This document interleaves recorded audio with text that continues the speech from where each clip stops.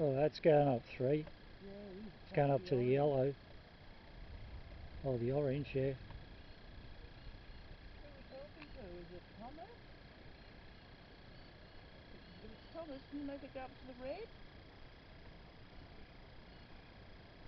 You light it up a little bit more. Trying, aren't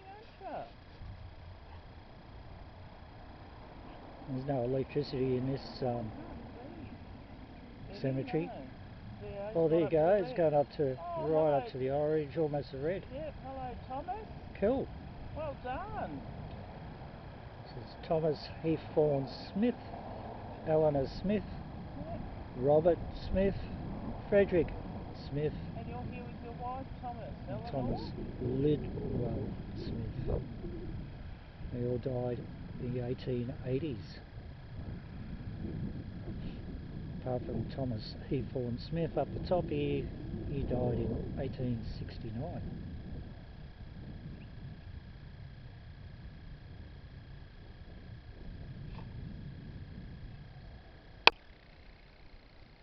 Agnes. So what year have we got there? 1883, I think. 1882, and there's a baby in here as well. Agnes. Agnes. A bit of a family grave. This one looks reasonably new. 1870. William. Oh yeah, Francis, 1870.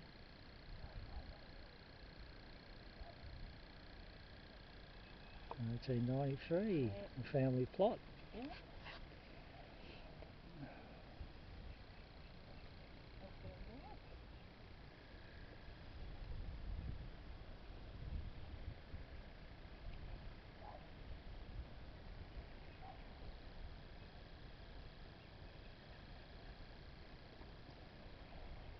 So the same old fella down there Yeah. we were talking to? Yeah.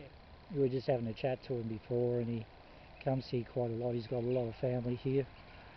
And his mum and dad is. yeah, his mum and dad's here too. He's an older fella, and he was telling us he's got a mate here, schoolmate, when he was going to school here, who suicided through to sexual abuse from the teachers, and that would have been going back, well, this old fella's about 70, probably in his 80s, so we're going back about 70 years ago now. And he still comes up here and visits his mate.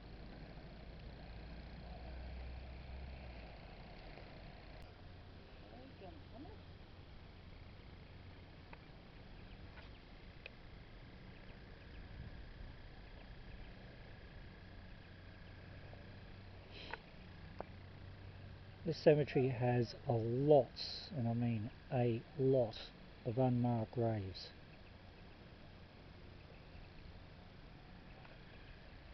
This is a decent sized one here.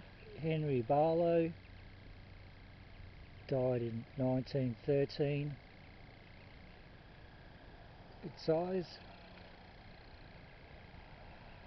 A couple of smaller ones over here.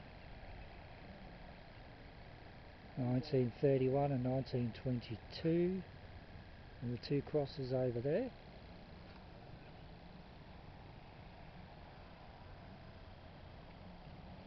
There's an angel sitting over there. I might go and have a look at that angel. Just over there. Oh yeah. To the armed forces. He died 3 years after World War II, and his wife passed away in about 1962. Yep. And also daughter. There you go. Okay, we've got a grave here, and it has a little cross on it, and it says Baden William Powell. Baden Powell is a famous soldier's name. There's a bit of history connected to that name, and This grave belonged to somebody called Baden William Powell, died in 1941, and it says lived 24 hours. We're just wondering if it's any relation to the Baden Powell himself. This one's lost its sign. It looks like a very small grave, could be a child.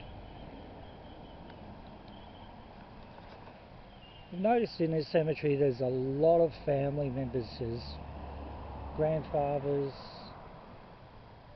fathers, sons, entire families, mothers, daughters. So it seems like a lot of people lived in this area and stayed in this area, or came back to be buried in this area. Michelle's got the K2 out again. See if she can get any hits. You've got a captain over here. Just noticed. Let's have a look. Hang on. Yeah. And this one over here is a captain.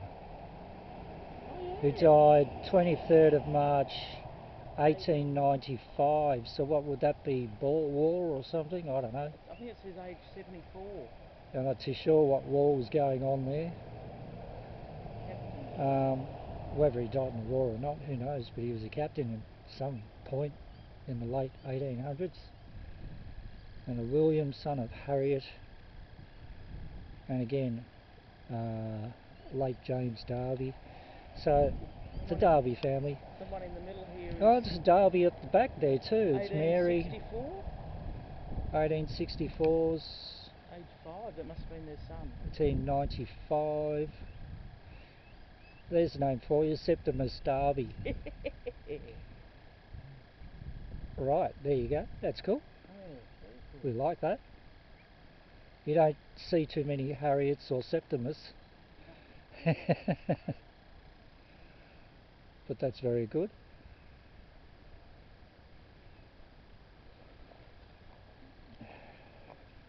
This one's got a Natives of Denmark. memory of Truls Clausen, who died 1885, 64. Andrea died in 1912. I should say Andrea and Anne-Marie and Peter Nelson,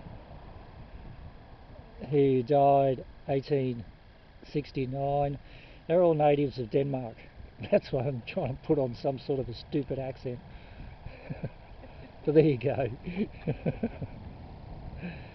But yeah, it's actually not a bad feel, this cemetery. Not a bad feeling. But I just... yeah. It's this one. Oh yeah, Private Benjamin Jones. Died 1917, so that would be the First World War. Yeah, well, could well be. Or maybe they just didn't inter anybody else. Again, unmarked grave here.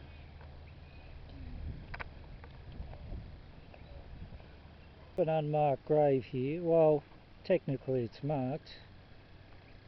I've got a metal headstone, but nothing on it whatsoever. The Mary Ann over there, and a James.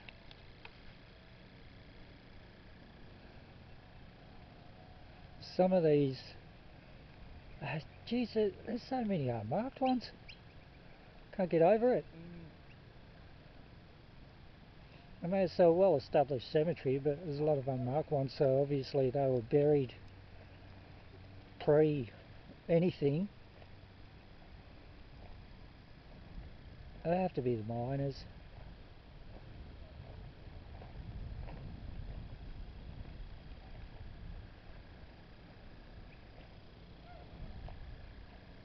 So I want to come over here and have a look. We've got to watch these little rabbit holes.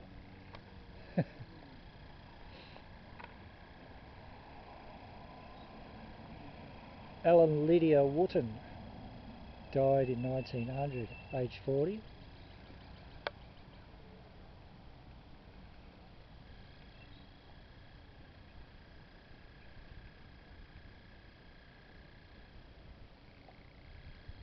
It's 1892, I think, that one.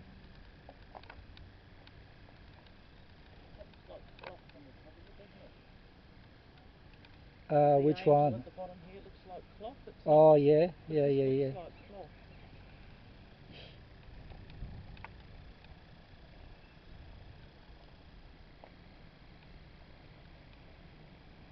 There's another Wotton grave there. 1868. This 1868. That might be one of the first ones. This is 1902. And Michelle's found it 1868.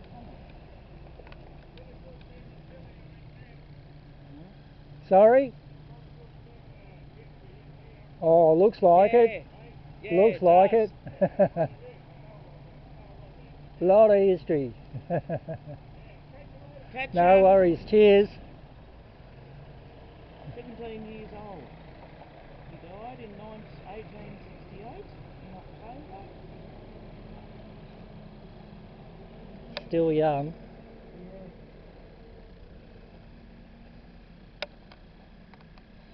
So there's a few families. Yeah. Let's have a quick look at these ones.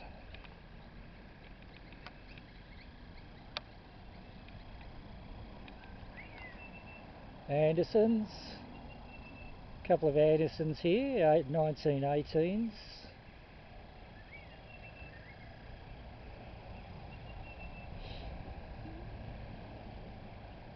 It's a 1916 George Anderson.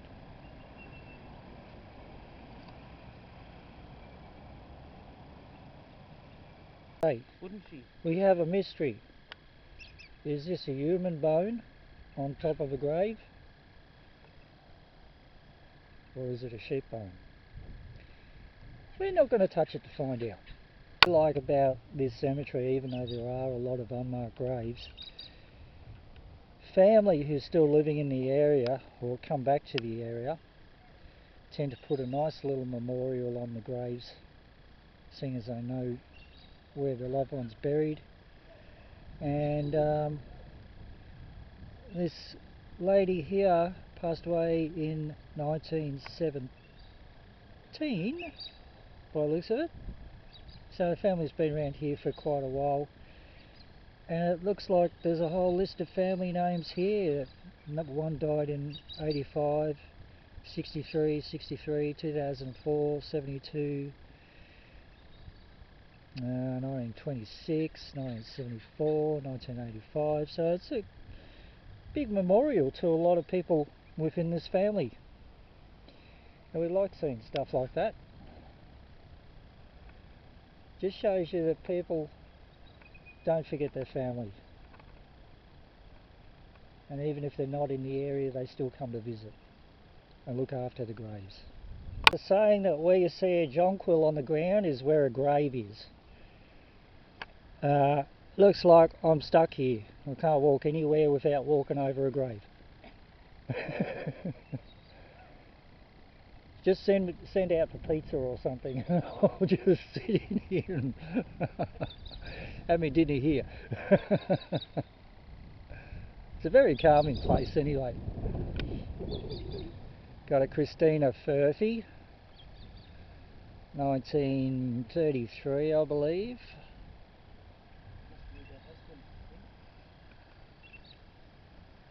John Rose at the back and wife Flora.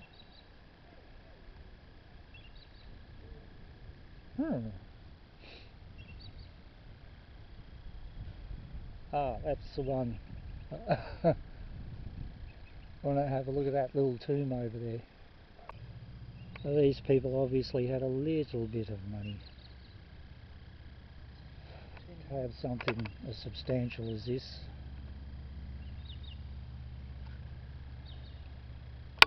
And all the way through the K2s just seems to be lighting up, going from absolutely nothing into the reds. certain different spots. So there's a little bit of energy here. Yeah. They're following us Worth around. investigating properly one day. Yeah. Cool.